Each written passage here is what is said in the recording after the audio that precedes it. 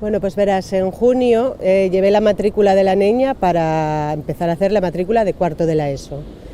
Y ya me dijeron que la opción de lingua, que posiblemente no la iba a poder coger porque necesitaban un número de niños para dar la asignatura. Y bueno, déjelo pasar. Dio la casualidad de que durante el verano conocí a una profesora de lingua que me dijo: infórmate, porque eso es mentira, pueden dar clase a una persona sola.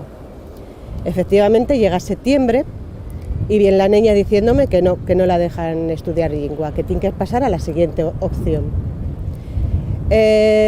Yo, como no estoy de acuerdo, empiezo a investigar y doy con Iniciativa Polo Asturiano, y es entonces Ignacio el que me explica todo el tema. Voy para el instituto y les digo que, bueno, que hay una normativa y que el Supremo dice que niño que quiera estudiar lingua es una matrícula asegurada.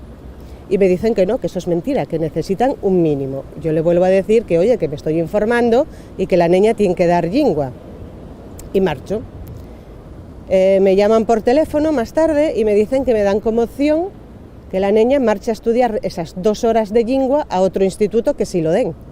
Yo me niego, claro, una niña de 14 años, me niego.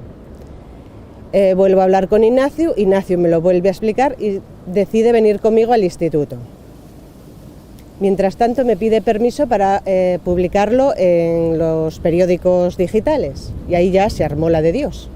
Ya me empezaron a decir que vaya cara que tenía, que cómo había publicado esto y tal. Y yo le dije que me habían mentido, porque la Junta manda todos los años, a primeros de curso, una circular advirtiendo de que el niño que quiera estudiar es matrícula asegurada.